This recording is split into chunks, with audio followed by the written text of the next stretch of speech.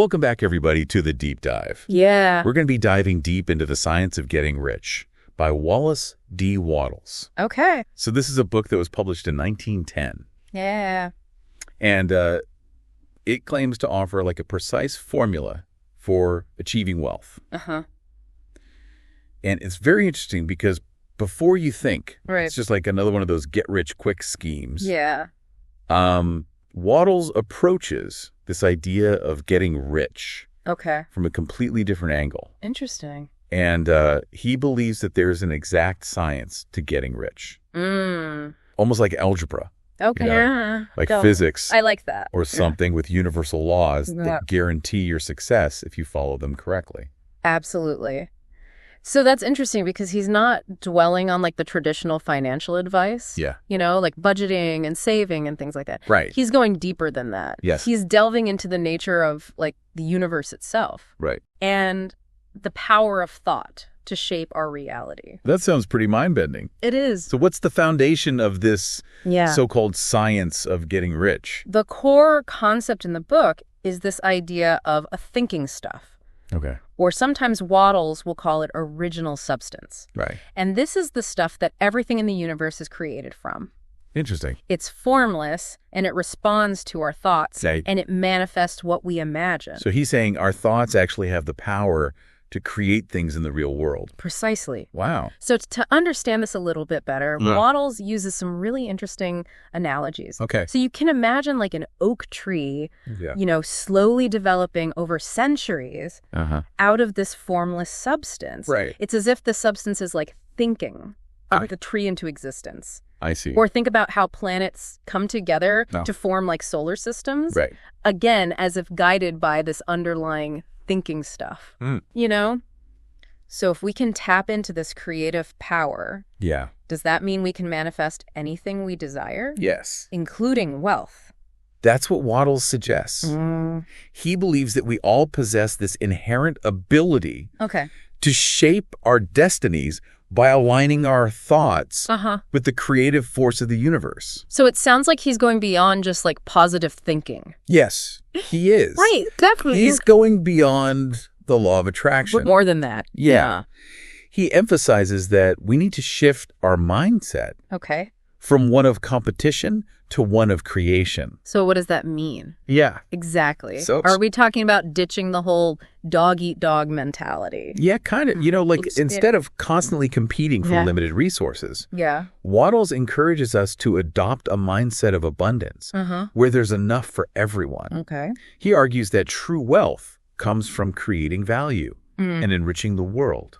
Through every transaction rather than simply trying to grab a bigger piece of a limited pie. I see. So it's not about exploiting others or taking advantage of situations, but rather contributing something positive and valuable Exactly. to the world. Yeah, and to illustrate this, Okay. he uses this really interesting example of an Eskimo Uh-huh.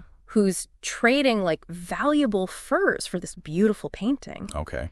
And while the painting may have like a significant monetary value, Yeah. if it doesn't provide any practical Right. benefit Right. to the Eskimo's life, Uh-huh. the trade is actually like a loss for him. Interesting. So it highlights the importance of focusing on use value, Okay. the practical benefit or satisfaction that somebody gets from a possession, Right. rather than simply cash value. I'm starting to see the bigger picture here. Yeah. It's not just about accumulating money. It's not just about the money. It's about creating and exchanging things that genuinely improve people's lives. Exactly. Right. Yeah. But how do we actually make this mental shift Yeah. from scarcity to abundance? That is the question, isn't it? Yeah, it's not always easy to It's not easy. simply decide to be rich, is it? It's not about wishful thinking. Right. Wattles is very clear Yeah. that a change in mindset must be accompanied by purposeful action. I see. And he calls this acting in a certain way, Okay. which involves approaching your work Uh-huh. with efficiency and purpose, Okay. focusing on creating a better life for yourself and others. Right. And perhaps most importantly, Yeah. cultivating a mindset of unwavering faith Okay. and gratitude. Gratitude. Yeah, That seems a little a little out of place. unexpected in a book about getting rich. Yeah, yeah. Right. How does gratitude tie into financial success? Wattles argues that gratitude is key to aligning yourself. with the creative forces of the universe. Okay. And he tells the story about a young boy. Interesting. Who's trying to play the piano. Okay. And the boy, like, feels the music within him, but struggles to translate that feeling into the right notes. So he has the potential and the desire. Yes. But hasn't quite mastered the skill yet. Right. It's kind of like most of us with our financial goals. Exactly. Right? Yeah. He uses this story to show the importance of holding like a strong mental image. Okay. Having unwavering faith in its realization. Okay. And then taking purposeful action. I see. Gratitude isn't about passively waiting for riches to fall into your lap. Yeah. It's about recognizing and appreciating the abundance that already exists in your life. Right. Which in turn attracts more of it. So this sounds a lot like the law of attraction.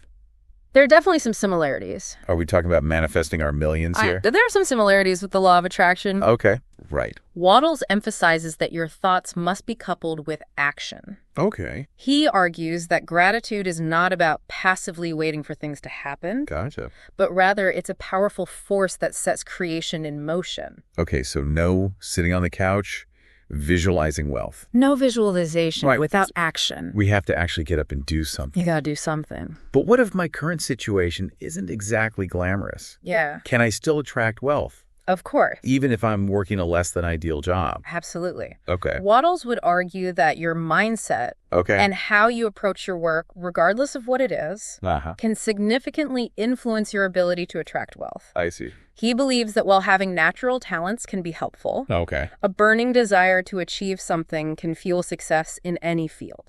That's both inspiring and a little daunting. It is.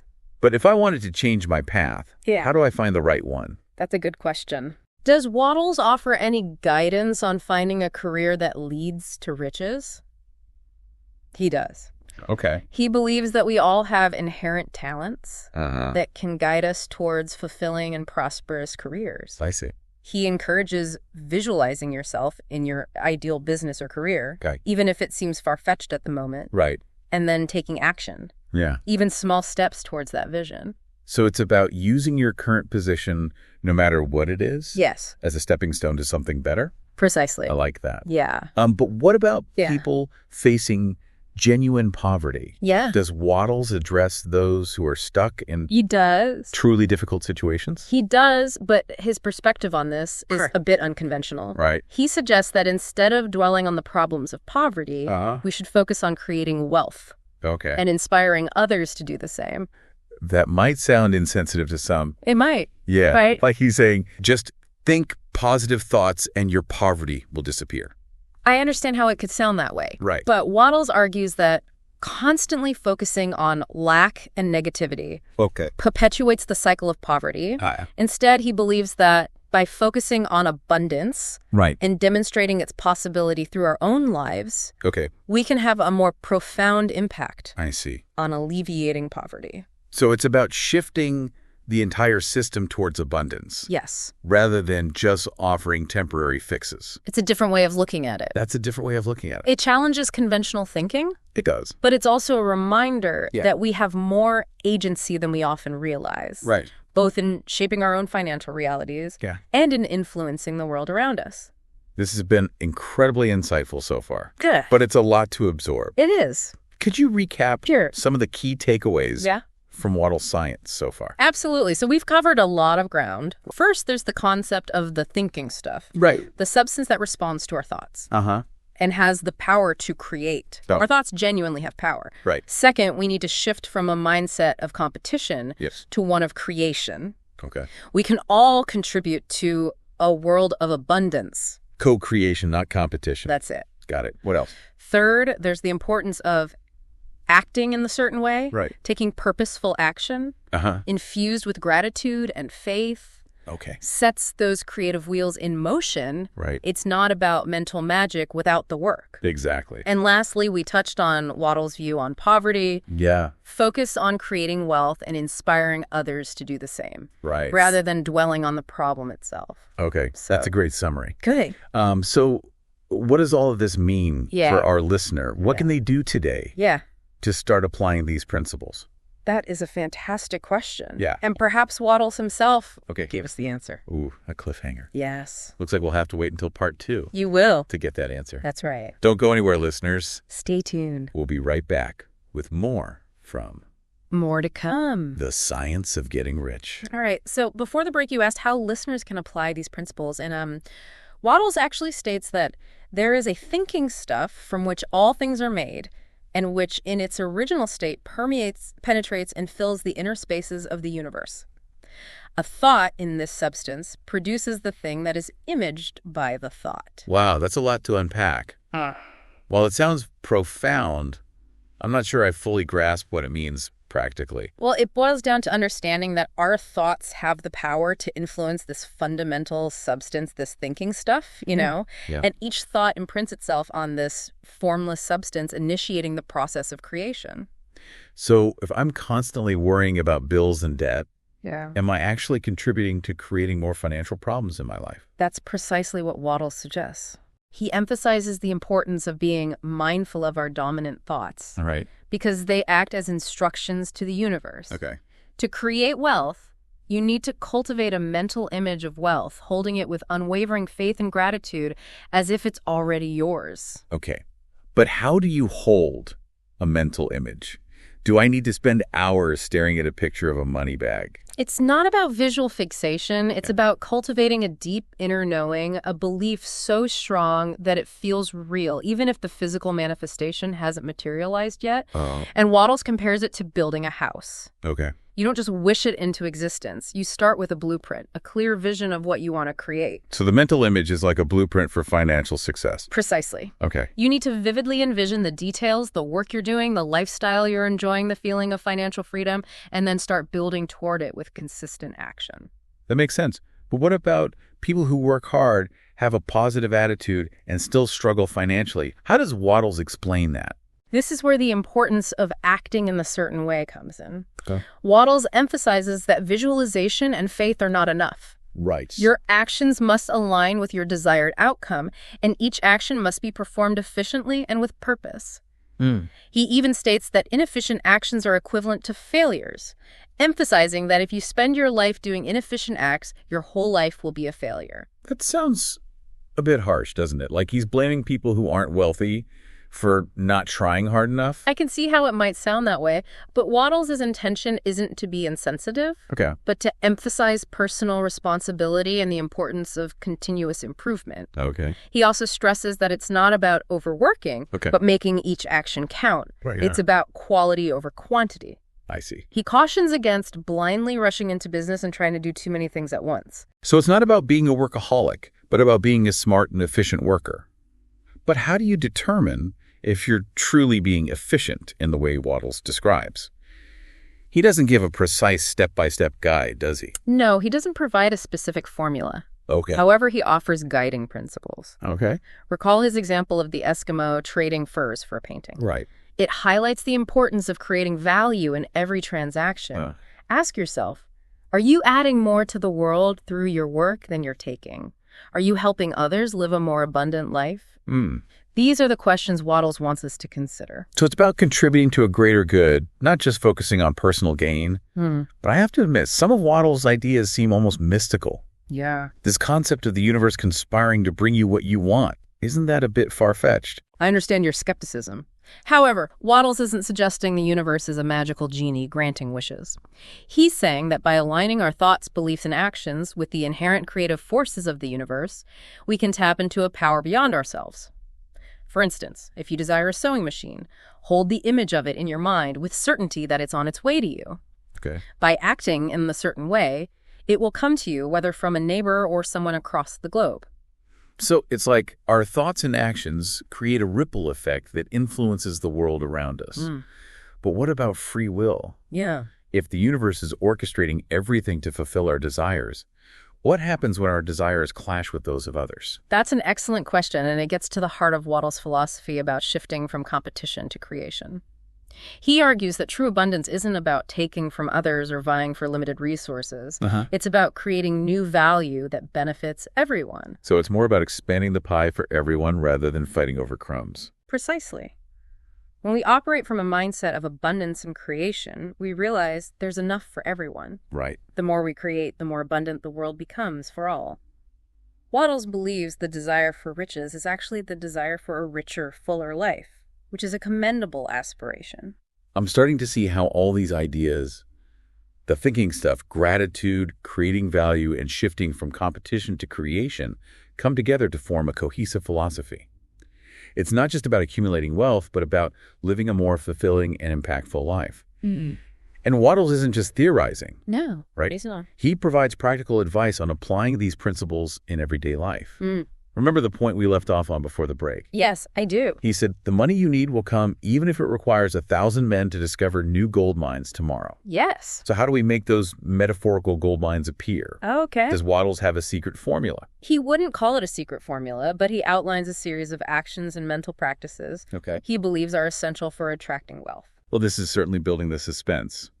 I guess we'll have to delve into those actions and practices after the break. We will. Don't go anywhere, listeners. The path to riches is about to become much clearer. Yeah, stick with us. All right, listeners, we're back and ready to uncover those actions and mental practices that lead to attracting those metaphorical gold mines. You know, Wattles doesn't believe in magic formulas or shortcuts. So no get-rich-quick schemes, then? Definitely not. He outlines a series of steps he calls acting in a certain way. Right. Designed to align you with the creative forces of the universe. I see. And the first step, and perhaps the most important, is cultivating gratitude. Okay, so we're not talking about just saying thank you a few times a day. No, it goes deeper than that. Wattles emphasizes developing a deep and sincere gratitude for the blessings you already have. And this gratitude should extend even to the things you want have, as if you already possess them.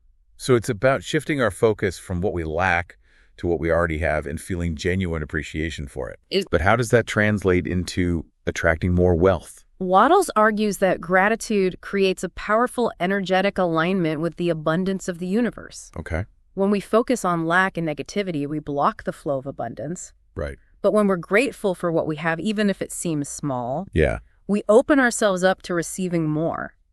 He states that gratitude unifies the mind of man with the intelligence of substance. Okay. So that man's thoughts are received by the formless.